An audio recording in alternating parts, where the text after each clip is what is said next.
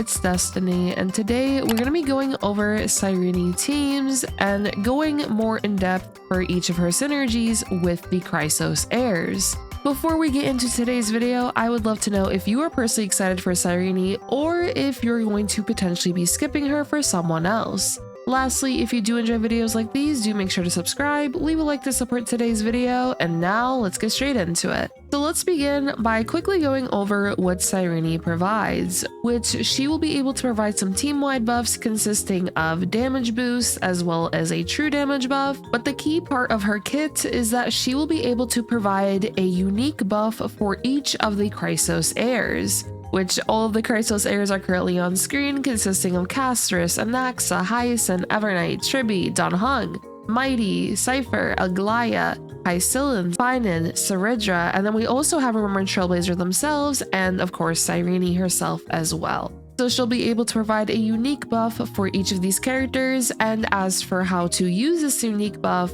you will have to use Cyrene's ultimate, which her initial ultimate will cost 24 points of recollection, so she has a unique stack mechanic. And after you use her first ultimate, you'll only have to use 12 points of recollection afterward, which using her ultimate again afterward will allow you to put this special buff on other characters on the team. So for example, the other Chrysos Heirs on your team, or in the scenario for the Chrysos Heirs that have a one-time effect buff, for example, Anaxa, Aglaea, and so on, you can reapply the buff onto them to take advantage of the benefit that Cyrene will be able to provide for them. For example, in the case of Anaxa, he'll be able to take advantage of a 100% action advance as well as the bounces from his skill increasing by 3. And in the case of Mighty, he'll be able to take advantage of a free Godslayer Be God with his crit damage significantly increased for this instance by 200%. In the case of Aglaea, she'll get Romantic, which when she consumes Romantic, she'll be able to gain 70 energy, and this happens whenever her or the Garment Maker attacks. And she'll also be able to take advantage of additional benefits as well. So when it comes to all of the Chrysos Heirs, she'll provide a very unique buff for each of them, which let's go over each of these teams. So we're just going to start off here with Castorice. In the case of Castorice, her benefit will be that now she can overflow new bud up to 200%. This is very useful in the case of not wasting any new bud. So let's say Hyacine heals or someone else loses HP, whatever it may be, then you'll not waste any potential new bud that you will gain. Additionally, if you do go over 100% new bud, the damage multiplier for Netherwing will also increase as well, specifically for the attack Wing Sweep the Ruins. So this will be very useful for increasing Castorice's damage output even further. But of course, I would say one of the biggest benefits is being able to overflow new bud and not waste any potential new bud. And in a Castorice team, you can go with a full Remembrance team, which would consist of Castorice, Evernight, Remembrance Trailblazer, Cyrene, and then Hyacine. But you can also go with a character like Tribi in the slot of Remembrance Trailblazer or Evernight. You could also potentially consider a character like Cypher, but in the case of Remembrance Trailblazer or Evernight, this will allow you to do a full Remembrance team. And what's even better about this is that you can technically replace your Tribi on your Castorice team with Cyrene, which now allows you to put your Tribi on another team instead. This will be very useful for being able to move your supports around, especially now that we have a mode like Anomaly Arbitration that requires 3 teams. Having your supports go on different teams can be very useful for that purpose. Or even if you don't have many supports on your account in general, then being able to put Tribi on your other team in other modes such as Memory of Chaos, Pure Fiction, APOC, whatever it may be, can be very useful there as well. But of course, if you would like to still use Tribi on this team, you can consider doing that. Or of course, you can just use a character like Evernight or Remembrance Trailblazer depending on who you have. Now, something I wanted to note regarding Hyacine in particular, she will be a very popular character when it comes to placing her on Cyrene teams. The reason why is due to how Cyrene gets points of recollection. So as for Cyrene's talent, her talent states that upon entering combat or after Cyrene takes action, which is her turn specifically, other ally characters under any state in their Mallow Sprite will gain Future. And when allies with Future take action, they will consume the Future status to give Cyrene 1 point of recollection. Now, why Hyacine is really good for this is Cyrene also has a trace that states future that is held by memo sprites cannot be consumed. Whenever a team member's memo sprite is summoned, it will gain the future status, which means that every memo sprite action will grant 1 point of recollection for Cyrene.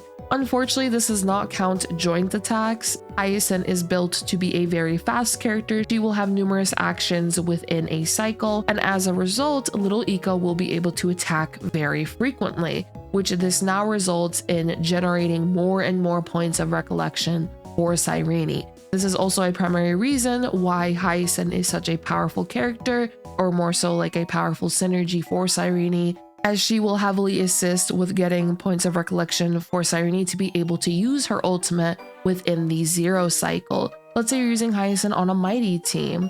Then in this scenario, Hyacine will be very useful for getting those points of recollection so that Mighty is able to take advantage of the buff that Cyrene will be able to provide for him. Plus, Hyacine will also be able to provide an additional buff for HP scaling characters, being her After Rain state. And Cyrene herself is also an HP scaling character, so Cyrene can actually take advantage of this buff as well. Overall though, in the case of Castorice, Cyrene is a great option for a Castorice team, and if you would once again like to put your Tribi on a different team, Cyrene can nicely assist with allowing you to do so. Now we have Evernight in Cyrene, which you can either go with using Castorice and Evernight together, which would more so look like the previous team I just showed, or you can go with Hypercarry Evernight. I notice either team do excellently in endgame content, so you can go with either or. As for the buff that Evernight will get from Cyrene, which this buff is effective for the entire battle, and I also forgot to mention the buff on Castorice will also be effective for the entire battle, but when it comes to the buff on Evernight specifically, you'll be able to increase the damage dealt by Eevee when Eevee uses the Memo Sprite skill. Dream Dissolving is due by 18%. And then after Evernight uses a skill or ultimate, she'll additionally gain 1 point of Memoria. The crit damage boost effect provided by her skill is also further increased by an amount equal to 12% of Evernight's crit damage. And of course, since this is effective for the entire battle, if you would like to put Cyrene's buff on someone else, or even consider attacking with Cyrene when she uses her ultimate, as Cyrene can dish out a nice amount of damage, especially with a team like this, when a lot of the team members are able to buff each other. In the case of Evernight though, if you are going for Hypercarry Evernight, you can use a full Remembrance team once again, which would be Evernight, Remembrance Trailblazer, Cyrene, and then Hyacine. You can also consider using a character like Tribi in the slot of Remembrance Trailblazer though, or even going with a character like Cypher for instance. This team will also be able to quickly generate points of recollection for Cyrene, especially with how many characters have a Memo Sprite on this team, so you won't have any issues getting Cyrene's ultimate very quickly within a fight. Now we have Cyrene and Aglaea, which the buff that Cyrene will be able to provide Aglaea is allowing Aglaea to gain Romantic, as I mentioned earlier, and you'll also be able to immediately stack the Garment Maker Memo Sprite Talent Speed Boost effect to the max, so you'll have 6 out of 6 stacks with that. And then after Aglaea or Garment Maker uses an attack, you will consume Romantic and regenerate 70 energy. The damage dealt by Aglaea and Garment Maker will also increase by 72% and also ignore 36% of a target's defense, lasting until Aglaea exits the Supreme Stance state. So this buff will be very useful for increasing the damage dealt by Aglaea and the Garment Maker, and then also that 70 energy is very useful as this essentially works as if you had Huahua on the team, or if you had a character like Sunday on the team, which you can use Sunday on this team as well. For example, you can go with Aglaea, Sunday, Cyrene, and then Hyacine or Dan Heng, or if you want, you can actually put Sunday on a different team as well in this scenario too, which would result in you using Remembrance Trailblazer or Tribi in the slot of Sunday instead, and then having Cyrene, and then of course Hyacine or Dan Heng. Now we have Cyrene and Mighty, which I love the buff that Cyrene gives Mighty. It's just so much fun to play around with. What Cyrene will provide for Mighty is a one-time effect, and when this is used on Mighty, you will remove all crowd control debuffs inflicted onto him, and if he is in the Vendetta state, he will automatically use 1 instance of Godslayer Be God without consuming charge. Mighty's crit damage will also increase by 200% during this attack, and if the target is defeated before Godslayer Be God is used, then it will target the newly arriving enemy targets instead. It is also worth noting that if Mighty is not in the Vendetta state, then his action will be advanced forward by 100%.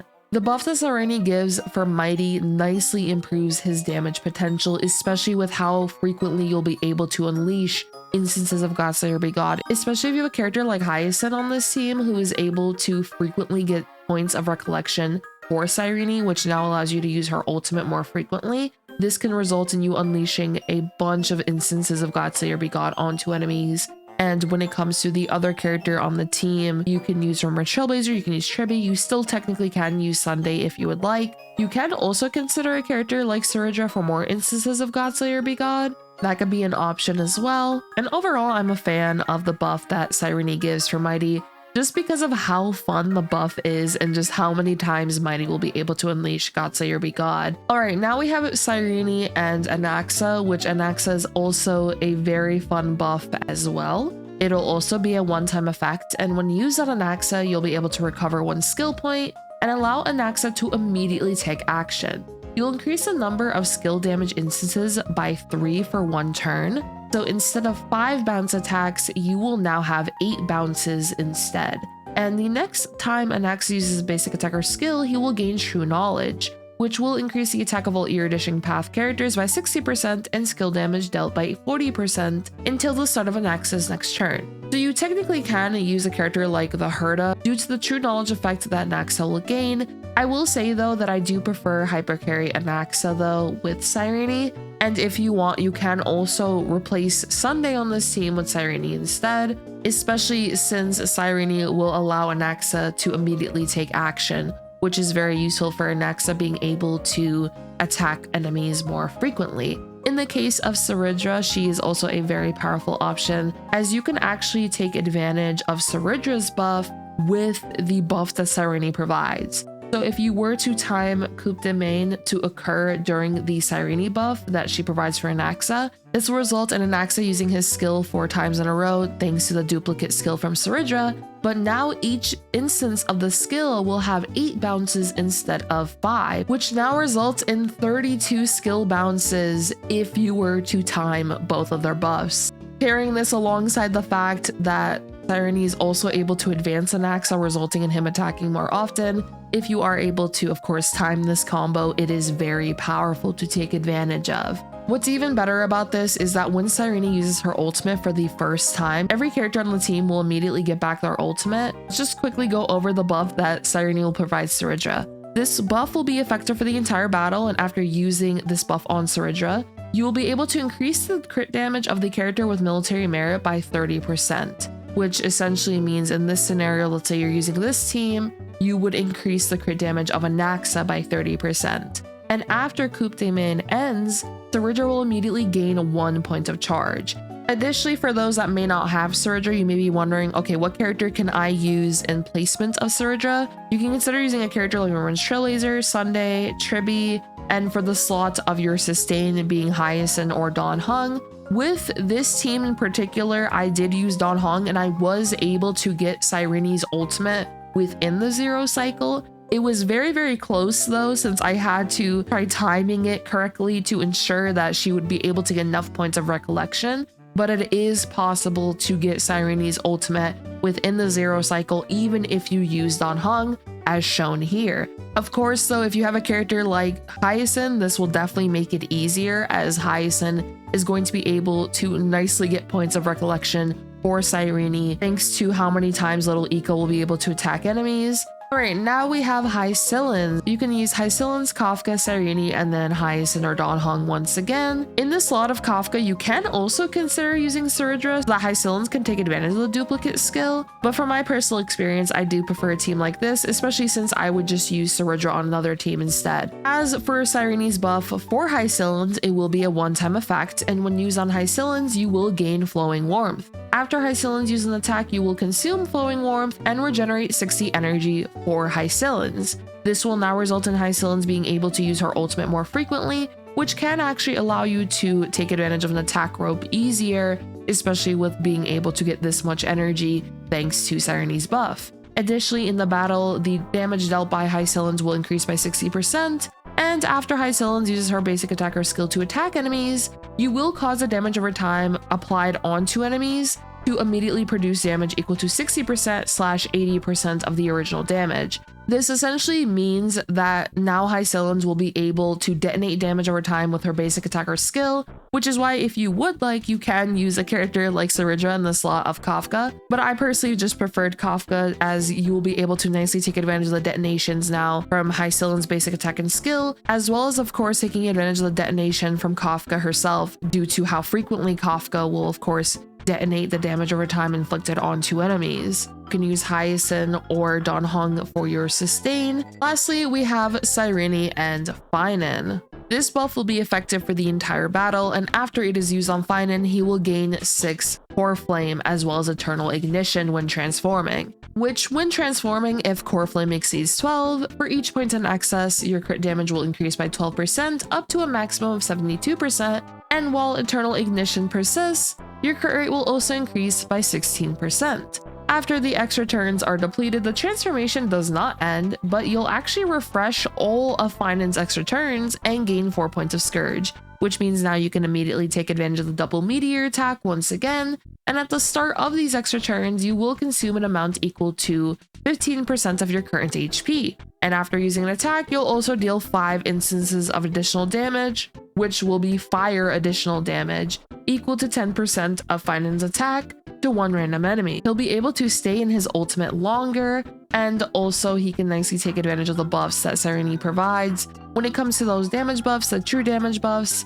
from her kit, and then also the special buffs for Phainon consisting of the additional crit damage as well as the additional crit rate. The additional crit rate will be very useful for being able to aim for that 100% crit rate within battle, and if you would like, you can go with a sustain for this team or going for sustainless. For a sustainless, you can use Remembrance Trailblazer, so for example, a team can be Phainon, Cyrene, Cyrene, and the Remembrance Trailblazer, or if you would like to use a sustain, you can use Dan Heng, and if you do not have Cyrene, then you can also potentially consider an option like Sunday, or you could also consider using Phainon, Remembrance Trailblazer, Cyrene, and Dan Heng. Now, when it comes to all of the Chrysos Heirs, I would say that some of the strongest synergies would definitely be the Anaxa synergy, the Mighty synergy, Castorice. In the case of the Evernight team, this team will be able to dish out a bunch of damage onto enemies thanks to all of the characters on the team buffing each other, which will actually nicely enhance Cyrene's personal damage output as well,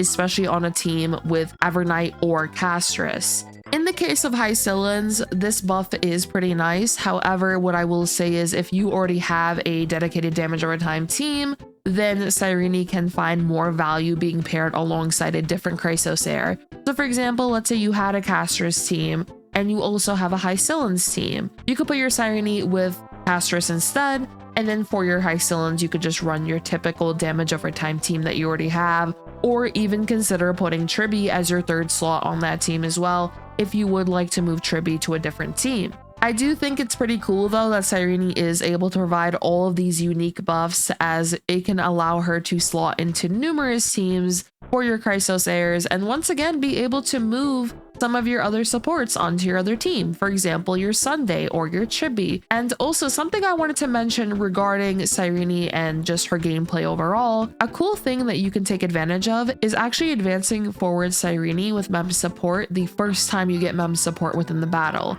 as you'll be able to quickly get mem support to 100% when you are beginning the battle. And what you actually can do is advance forward Cyrene. This will now allow her to use her skill once again, resulting in 3 more points of recollection, which this will be very useful if you are aiming for getting Cyrene's ultimate within the 0 cycle. So I did want to mention this little cool thing that you could do with the Remembrance Trailblazer and Cyrene, which will nicely assist with getting her more points of recollection. And when you are making a Cyrene team, it is beneficial to, of course, have numerous Chrysos Heirs on the team, as she will be able to begin the battle with more points of recollection, depending on how many Chrysos Heirs on the team you have. So that is something to keep in mind of as well when you are team building with Cyrene. And when it comes to Cyrene on teams without a Chrysos Heir, I wouldn't really recommend this as much, as a lot of her benefits come from the fact that she is able to provide this very unique buff to each of the Chrysos Heirs, as Cyrene is better tailored to be alongside a Chrysos Heir,